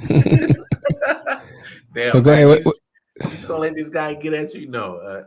So since we have our draft guru and the big homie Nick Shine. Don't call him Mel Kiper. Mel Kiper is a hack. No, Mel Kiper's got No, good. that's what I just said. Our draft guru and Nick Okay. Shine. Okay. That's what I just said. I recorrected what I said. Our draft guru and Nick Shine. I was going back, follow some of the stuff he been saying about people. I'm like he's always wrong. He's always wrong. All right, Matt. Matt, your invitation is now off the table. You do not have an invite to come and hang out. It's off the table. Damn, not even Woodbridge? Damn. Yeah, he's searching, man. He's throwing out there trying to get a bite. So let me ask you this: what team do you see actually in your heart, not your mind, your heart, is going to take Malik Willis? Because I think he's the first quarterback to go. If I got a bet on it? No. I'm just saying you. If you're I going can see multiple teams because there's no clear cut one. Someone who needs a quarterback might have the quarterback. You can look at this quarterback group like when there's a year that's Trevor Lawrence and you have that amazing talent and you got the label of Pittsburgh. Okay. All these teams that need a quarterback might have their top five completely different. You might not have the same exact one. So it's going to be it'll be more difficult to predict. The teams that could take a quarterback, I'll go in order. You got the Lions at 2. You got Carolina at 6. You got Atlanta at 8. You got Seattle at 9. You got the Steelers at 20. You got the Saints with their 2 picks in the teens. And not any of those teams could have it ranked the same. Nick, so if I had to put money on Willis, where you going? Where's he going, man? Carolina. I wouldn't be shocked to Detroit at number 2. Honest to God, I wouldn't be shocked if I had to bet money. I would bet the 4 spot because I think the Jets might trade if somebody wants to pay for a quarterback. And the fact that they have number 10. Say if it's Atlanta wants to jump Carolina, I expect Joe Douglas to move and shake and bake on draft day. So if Atlanta with Arthur Smith, who ran a system with Tannehill, who's pretty athletic. He was a wide receiver in college, right? So he's athletic. I could see him going and saying, I want Malik Willis. I want someone with athleticism who can run the system that we ran in Tennessee and start to build their scheme. I could see Atlanta staying put and take a receiver. I could see them taking a Stingley or Gardner if they're there. So, I mean, this is a very, very difficult draft to predict because domino effect, right? You can be like, I got the first 2, and then the third one changes, and now after that, everyone is wrong for the rest of the first round. And you might have all the first-round players, but the order might be fucked up just because one domino falls out of line. You know what I'm saying? So when you have the clear cut, like we knew when Cleveland and Philly traded up that year that it was going to be Wentz and Goff 1-2. We knew when Cleveland was 1 a couple years ago and the Jets traded up to 3 that quarterbacks were going to go 1 and 3. And of course, they had to squeeze in a running back there because that's been such a successful thing to pick a running back.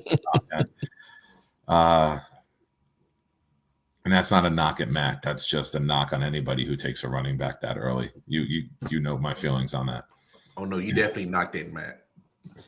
No, it wasn't. It was no, it wasn't. I would have been direct, and I would have said Matt if it was a shot at Matt. I realized afterwards he's a Giant fan, and it would look like that, but that wasn't an intentional dig. Yeah, this is really, really, really difficult draft to predict. Yes, I'm in the show. I'll call you when I'm done. Right? What? I'm in the show. I'll call you when I'm done. Hey, bye. So to predict where a quarterback is going to go, man, you got a better chance of hitting the fucking Powerball.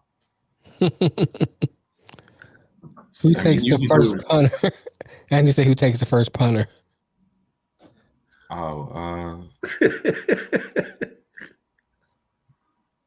Miami, because they're going to need it with 2 at a quarterback.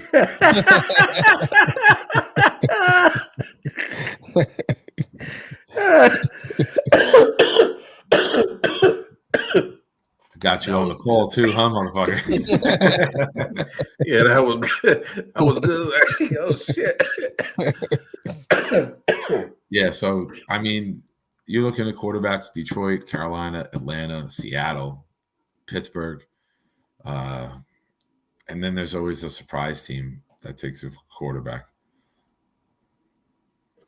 Yeah, that's what I'm saying, Anthony. If he gets that right, well, because I've been asking for you for some numbers because when you got the Super Bowl right, I've been asking for numbers and you've been fucking slacking, Hey bro. man, Like, what the hell? you can't beat a good horse, right? You got to let that horse live a little. You can't just, because the next time I throw one out, if I'm wrong with it, the glory is over. So I got to keep the glory days. Right now, if we're still talking about me predicting the Super Bowl score. Yeah, but I wanted to benefit for all of us because if I had got those lottery numbers and we hit, like I win, we win. That's what I'm saying. So you weren't looking at the bigger Hey man, picture, you could have made the bet. You edited the money line. You saw the prediction before anybody else. You could have made the bet and went big time, bro. You could have put $100 down and got 10 grand. Oh shit! I see how you flipped that back on me. That was good. Yeah, I it's give your you fault. that. You were the first one to see it. You saw it. You edited the goddamn film, motherfucker. You put you put the banner on the bottom with the numbers in it. Like you told yourself. Don't blame me because you didn't believe in me. Oh my gosh, I can't. What are the odds that Lamar believes in Nick? I know, about 23-20. Oh, the score of the Super Bowl. Man, that's crazy. No, let's just take us out on this topic. We got about 20 minutes left. So, Mike Tyson, man, Love it. let me ask you this: what in your right mind would ever put you in that situation to harass Alcohol. Mike Tyson? Alcohol. Alcohol and drugs. Right. Most definitely. Homeboy was gone. Alcohol. And whatever alcohol that dude drank needs to reach out to him for a sponsorship because of the fact that he took 7 to 9 headshots from Mike Tyson and was still awake and pointing to his head with 3 little dots of blood. Is going to be like, Coors Light, finally a man's drink. Like, it's fucking crazy. Like, that would be the whole marketing thing. You drink our drink, you could take a beating from Mike Tyson and still sit there and laugh. All right, so like when I saw the show, this, boxing's fake because obviously Mike doesn't punch that hard. All right, you go ahead and believe that. But the range of, man, you gotta look at there's a range in motion. He couldn't really hit him like he wanted to. But still, that's what Matt's saying. He's like, yo, Mike wasn't on low, right. Man, that dude's got balls of steel. Man, good for him. He's gonna be fucking getting a nice paycheck too. Right. Because unless you threw a punch at Mike first, which I doubt, I don't think any alcohol is that fucking strong. Well, Mike saying that homeboy was spilling water on him. And he was like talking to Mike and leaning over like drunk. So that could have been it, but the videos don't connect. His boy who was taking the video next to him is different than the video from the back who's got Mike punching down on a skull. And it's weird. If Mike is punching you from the front, it's coming this way.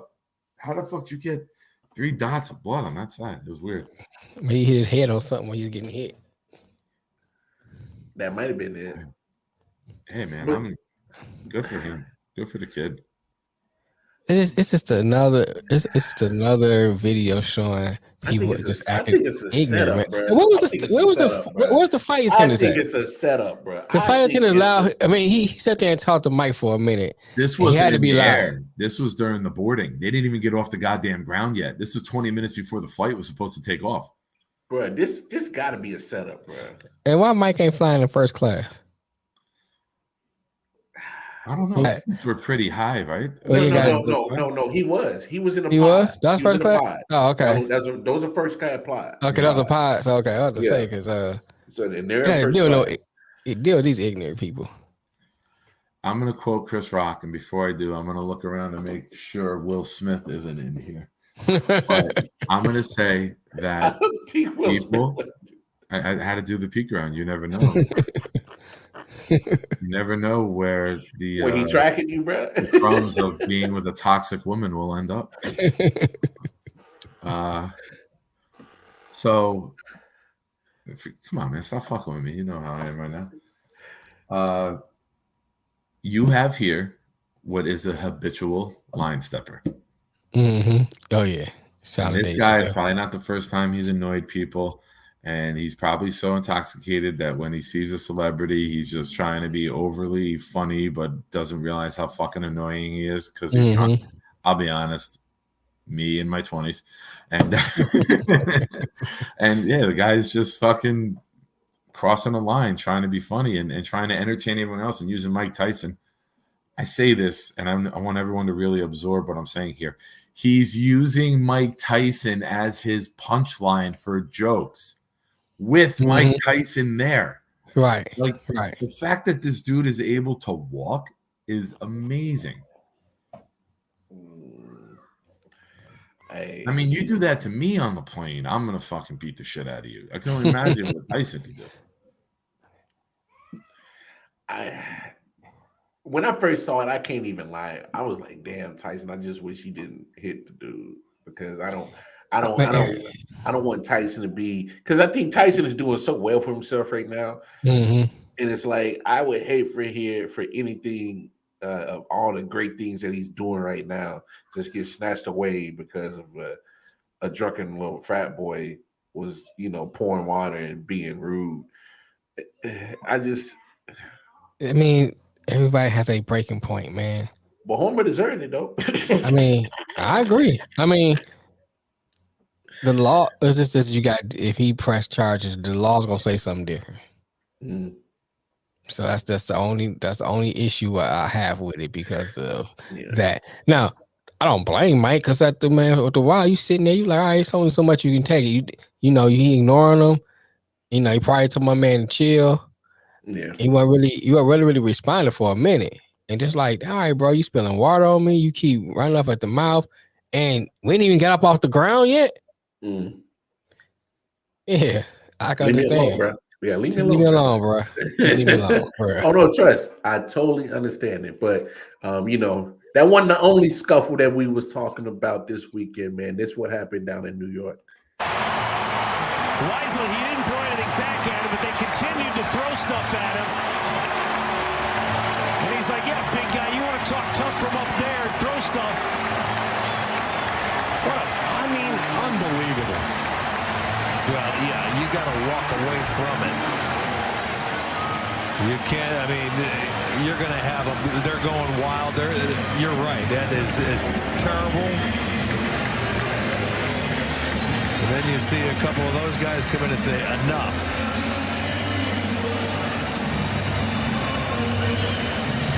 But what a way to end a day and a ball game. Well, the good news is there's enough video to find out who the clowns were that were throwing stuff. Hopefully, they're never allowed back here to watch a game again. Hit an umpire with something? Come on, people. Yeah. You got to unmute yourself. You got to unmute yourself. You got to unmute bottles yourself. Up. You know that's Detroit all day. Man, that was ignorant, man. I mean, I just want to add some important comments to the Go show. ahead.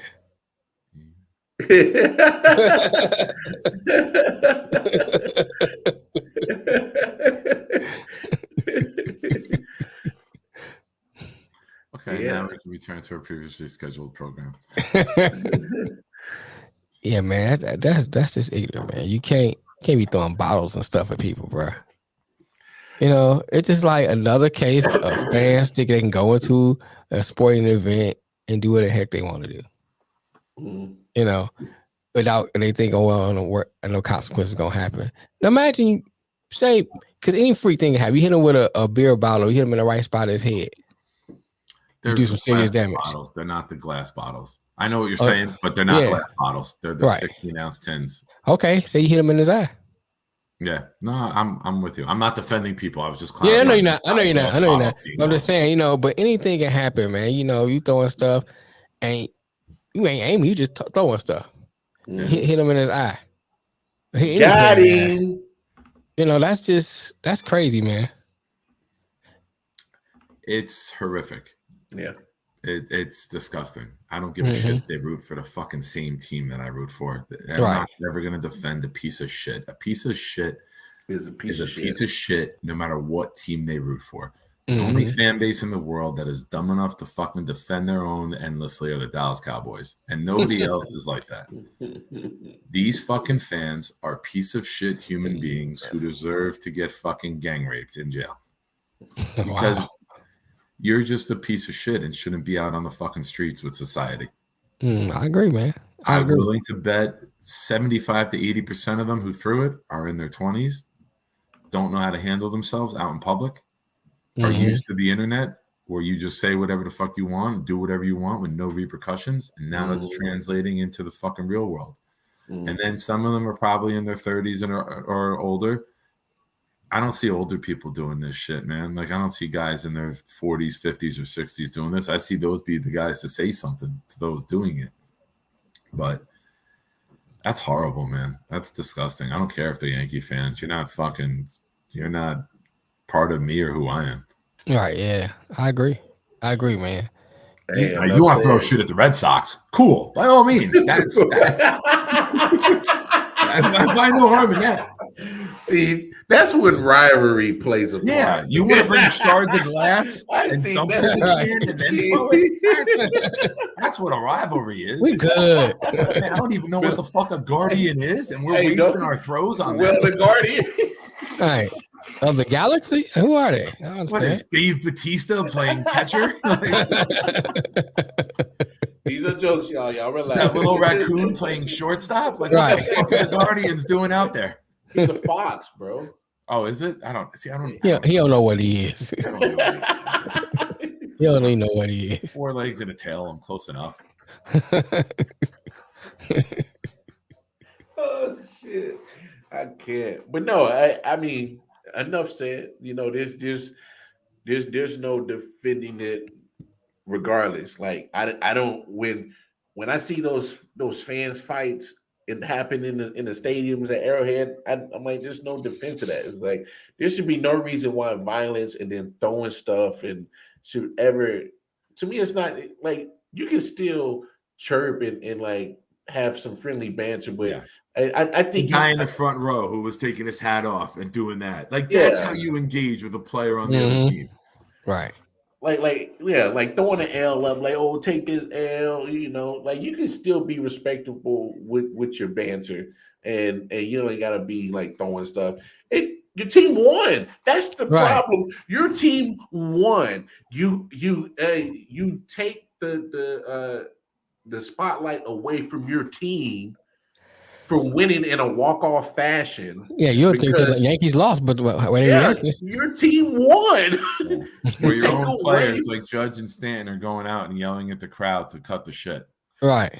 Hey, look, it's an angry mob generation, man. Where if one person does something stupid, other people want to join it and be a part of the stupidity instead of being part of the solution. But you know what's so stupid? And I sound very prophetic right now, don't I? Like I was fucking brilliant. I'm surprised that even came out of my mouth. This is what's crazy. Shout out 40. This is what's crazy. All these baseball stadiums got so many damn cameras. It's like they're gonna find you, and they got good like technology. They're gonna be able to do the face recognition. They gonna some FBI shit at these stadiums in Major League Baseball, bro. Oh yeah. They gonna get caught. They about to get them. Irwin is my new favorite viewer because his first comment I've ever seen, I think he got my name wrong though. The character's name is Rocket Raccoon, so he's a raccoon. Damn, 40. What's up, bro? Shout out to 40. What up, 40? No, I love 40s, and you are welcome anytime to join the show if you were going to agree with me. Just because they agreed with you? Just because they agree. Nah, 40 bro, man. That's Right. I hate people like that. And don't label Yankee fans like that. There's 50,000 people at that game and 50 were bad. So it's less than 1%. Like it's even lesser than that. So you can't label it. I mean, we've all gone to sporting events. We all know in every section there's the fucking idiot that we all hate, even though we root for the same team as us, if not more. Right. So it's you can't label a fan base off of that. There's awful people everywhere. Yo, no doubt. And once again, unless you're talking about Boston, they are racist. You know what? They're not even a real baseball team because they play in a park, and real teams play in stadiums. Kids play in a park, men play in stadiums. Touche. Thank you. Stadium, field. You know you're going to a good place. You're gonna go play in a park. Yeah. I've been to Fenway and I've been to Yankee Stadium. By far, Yankee Stadium was so gorgeous. But I mean, the new one or the before? No, the new one. I didn't get to go to the old one. I didn't get to go to the old one. But you never went to the old one? No. I mean, the old one wasn't aesthetically beautiful. Like you were in the bathroom and like you'd see cracks in concrete. You're like, man, I hope the fucking floor don't cave in right now. But the new one is like it's ridiculous. It's the amenities are insane. I was I think I was do they give out the Deshaun Watson special? Sir. No. Is that there's no? fucking 30,000 of those in New York City. Why do you think there's such a large Asian population? Sir, no. You see, no. What we're not going to do. I make jokes. I make jokes. Since we're on baseball, let's talk about this before we get canceled.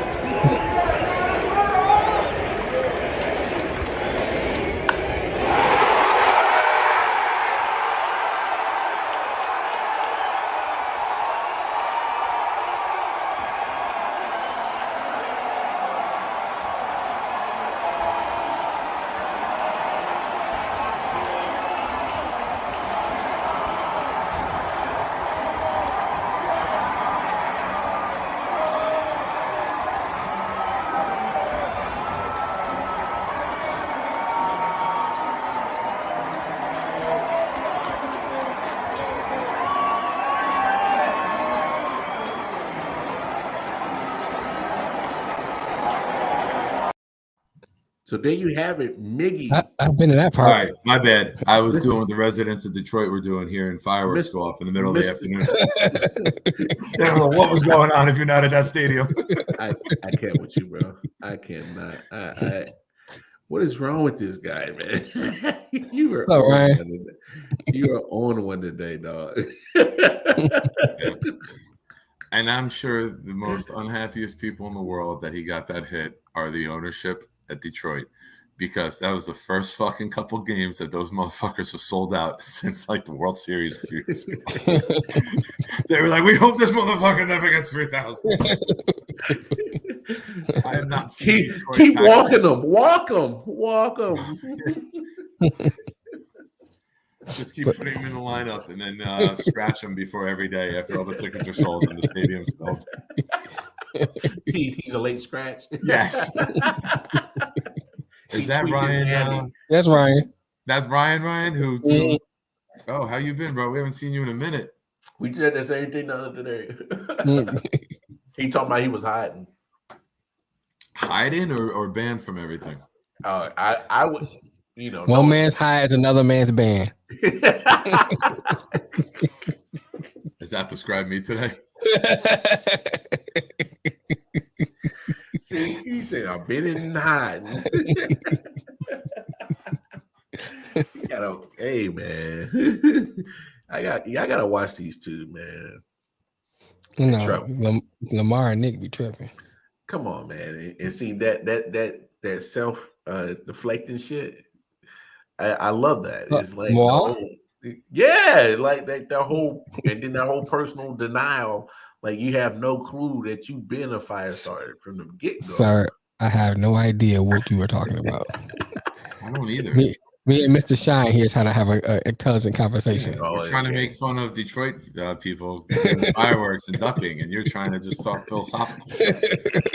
Stick with the pattern of the show, Lamar. We have to offend every major city within 2 hours. It takes time, man. There's rules to this shit. But no, shout out to Miggy though. Congrats man. to Miggy, I yes. mean, that man. I don't know. He just been sticking around. Sticking around. Anthony, I look out my apartment window. I can hit it with a football. The pizza place is literally right next door to me. And Lamar been here. He knows it's like you can hit it with a football. It's 40, maybe not even 40 yards away. Oh yeah, if you couldn't hit it with a football, you never threw a football. Or your Carson Wentz. I got a fucking cannon for an arm. What are you talking about? No, I'm saying if you couldn't hit it, you never threw a football. Ah, I got you. Yeah, come on, follow me. You haven't been following the format of the show, so forgive me thinking you're going all scripted.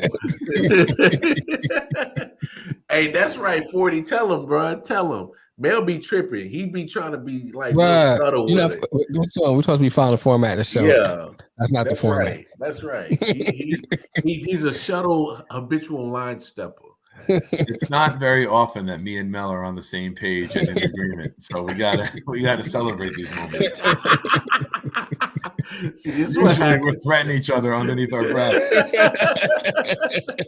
See, this is what happens. Like, he's gonna say, "Yes, you got a format."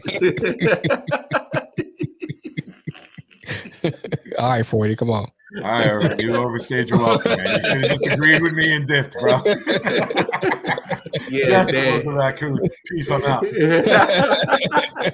Damn, 40, you should have kept it at had a raccoon, man. Yeah, man. Yeah, we got a format, man. Like, I mean, we ad-lib because we always find us in damn side conversations. So yeah, right, all the time. Thank you, Matt. See, somebody knows what's up. Somebody knows what's up. Thank you. Like Rick James say, "Fuck you, man."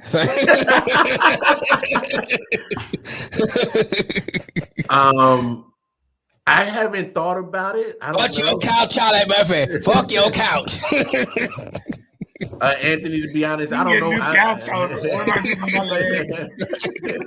I don't know what we're doing for the draft. I might go live. I might be there. I might be at MetLife Stadium. I might go. I might take the boy and go to MetLife Stadium. The Jets are doing a thing with free tickets. Oh, really? One of the Jets groups that I'm a part of is doing like a fucking free tailgate, giving like food and non-alcoholic beverages away starting at 3:00.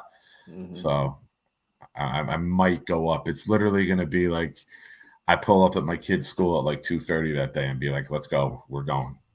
Mm-hmm. So I'm not sure. If not, I'd go live. I'd go on. We might have to pre-tape the or earlier in the day. I could go on and do round one, my final round one. We could do a show Wednesday if either of you guys are available. But I might not be here for the 4:00 to do the live pre-draft show. That's fine. We can do that. Yeah, we'll figure it out. But it's an honor of being a good dad and taking my kid up to the stadium so he can enjoy it. Oh, Ryan, you can bring your own, Fraser. But the crew that is the Gotham City crew that is doing the tailgate will give away food and water and like sodas for free. But they're not going to give alcohol away. You got to bring your own. During the season, you can buy like a $50 all you can eat, all you can drink pass from them. Oh, wow. For the tailgate. Yeah. Oh, that's dope. Well, we have hit that time in the show and we got to call it a wrap because it's been real. Episode 146 of I.O.W. 146. Yeah, we're racking them up. Again, you see the Facebook page, join it. Go to the YouTube page, I.O.W. Sports Network. See the Cash App. Hit the like, share. Spread the word. But that Cash App right there. Throw $30 to that Cash App, and that official I.O.W. Sports hat that Detroit Mail is rocking right now will be shipped to you when you get the addict in that $30. But no, we appreciate everybody. Appreciate the love and support. Keep rocking with us. We're gonna keep getting better. On Just one behalf, thing in closing before we go. Once again, fuck Matt. Now we gotta end the show. End the show before we comment. End the on broadcast. behalf of the big homie Nick Shine, Detroit Mail, Wildcard Warren. It's been real. Peace. Peace. Get out the shower. Get out the shower.